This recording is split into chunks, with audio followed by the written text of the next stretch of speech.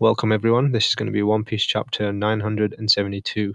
I am Odin. I was born to boil. So yeah, Odin is actually it's a type of food that's boiled. So that's kind of the reference there. So it's kind of a cynical way in a sense the way Odin dies, but he dies by boiling, but that's pretty crazy. Okay. So this chapter starts off pretty crazy. So after Shinobu's done explaining why Odin's become who he was over the last few years, everyone's finding it quite hard to believe that thing anyway. But I think slowly but surely they come to realize that maybe what she's saying is the truth, and it's even more solidified the truth when some of the members of public tried to testify against Shogun Orochi and asking him to end this punishment. And they're all like, please, please, and we just see them get shot and killed with I'm pretty sure they get killed because the arrow pierces where what seems to be their heart. And so but those casualties from the civilians kind of solidify the truth of what Odin was been doing, and Shinobu's story. So despite those civilians losing their lives, everyone else now knows the truth. And it kind of sinks in like, oh, whoa, he was shot by an arrow. And if we go back when what do you call it? When Odin first comes back to Wano, we do see some arrows being fired as well. So that's kind of similar as well. And yeah, it's pretty crazy. And so yeah, so everyone's still watching Odin being burnt alive, but now the only difference is what they feel about Odin has changed. So but it's kind of frustrating because it's too late. Like, why would you only appreciate the man? So you hate the man for like years, and you only truly appreciate him when he's about to die. It's just society. That's how it is. And yeah, so yeah, everyone's opinion is changing as we can see in these little montages, and even the arrows. So it's kind of scary to be a civilian. And yeah, like the thing is, you can't even rebel against Odin. I mean, you can't even rebel against Orochi and Kaido because they are savages and they will kill the civilians without a regard for their lives. And that's pretty crazy. And yeah, it's kind of crazy, but everyone starts giving their appreciation to Odin. Like we see some of the crowds thanking them for protecting us. But the frustrations the nine scabbards have are the same frustrations I have when they talk about how it's too late and stuff. Because it was. It's one of those frustrating things. Situations and like that. But this is I quite like what how Odin goes out in the end. How he's got a message for everyone, in a sense that it reminds me a lot of Whitebeard's death. Like just before he dies, he gives a message about the One Piece, and it sends a whole shockwave throughout everyone there. So it kind of gives me the same vibes the way he dies, in the sense that he talks about how he wants to open the country. So that's what he wants everyone to achieve. So I kind of got goosebumps when he said that, because it was a direct parallel, which I thought, to what Whitebeard did when he died as well. Mm. So yeah, and he also gets quite cryptic in the sense that he talks about the One Piece, like the legit One Piece, in the context that, the same way Roger talks about him, because this is the dude that actually knows about the One Piece as well. So he talks about a gigantic power, and the world is waiting for a particular individual. Roger made the exact same reference when he first got to Raftel, in the sense that he was too early. So he just starts him, and the person they're waiting for is not born yet, stuff like that. And obviously, it's kind of implied that that person, that particular individual, is going to be Luffy anyway, unless Oda decides to throw a curveball. But the way it's implied anyway, the way I interpreted it is, I think it's Luffy.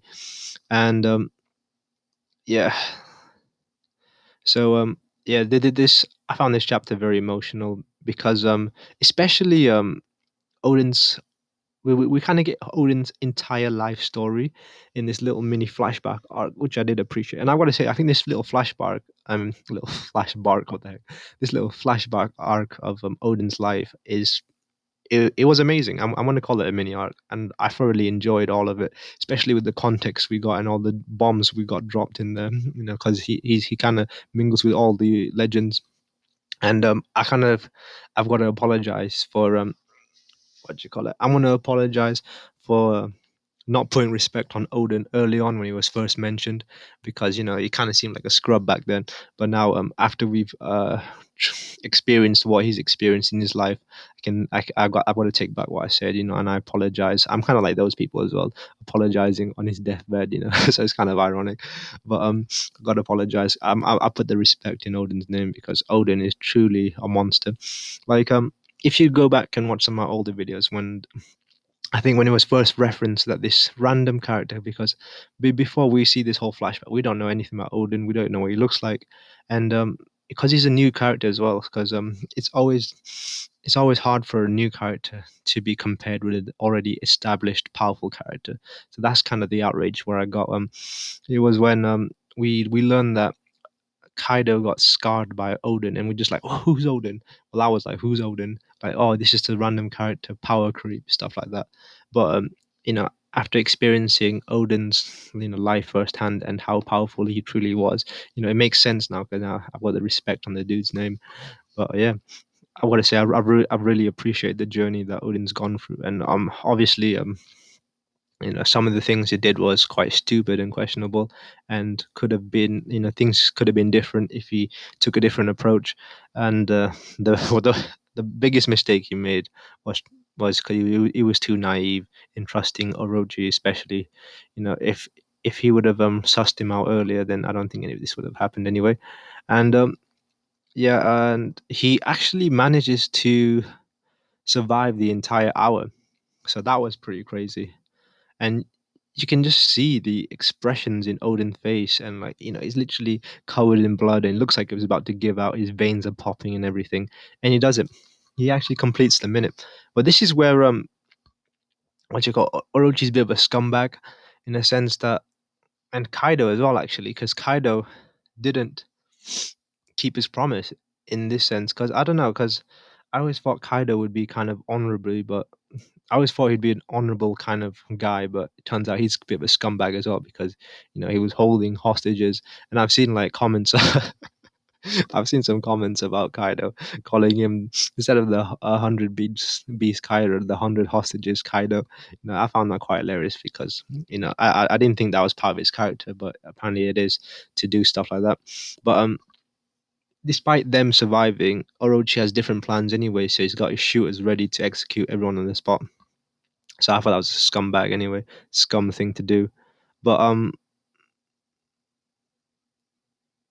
yeah, but luckily Odin still has some strength, you know. And he, you gotta say, this dude's been boiling in some hot oil for an hour, but and, you know, he looks like he's on the brink of death, and he still has enough strength to throw like 10 people and this massive lid like into the sky. You know, like god damn, he's so strong.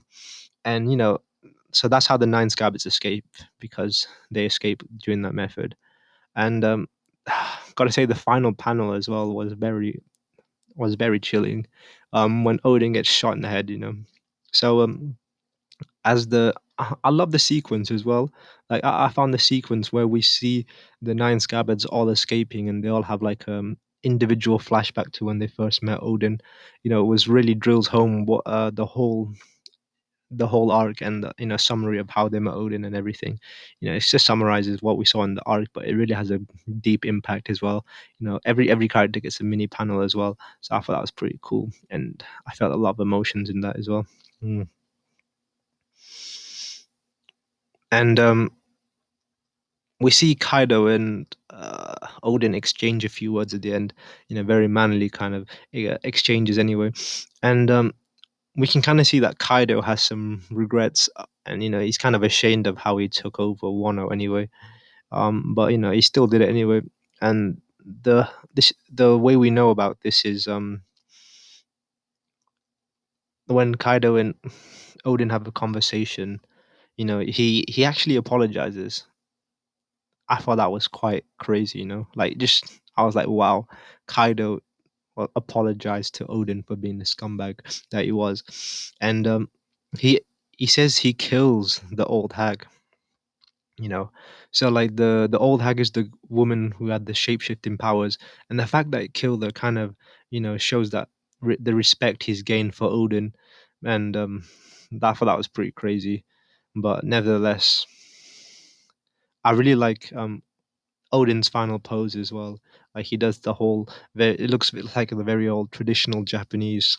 I don't know what it is, but like the stage performer style poses, and it kind of goes in the theme of Wano anyway, and especially the whole act sequences, and I thought that was pretty dope.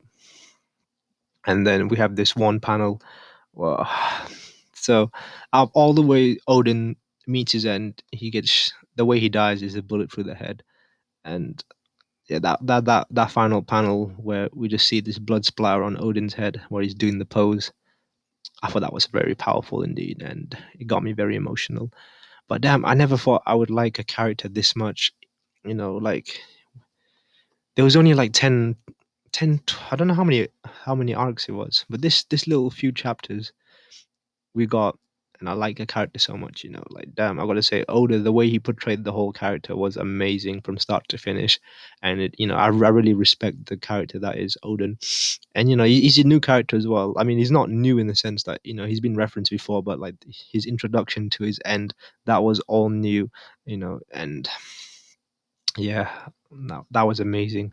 I gotta say, the Odin, the what's it called, the Chad Odin, he was the Chad, and with that, Odin is dead, and I guess we now see, and now we kind of know what happens next anyway. The tower gets attacked, and they all get sent to the future. So that's how it ends. And yeah, I think I rambled on a bit too much about Odin. I don't know, I feel like I'm fanboying about him too much.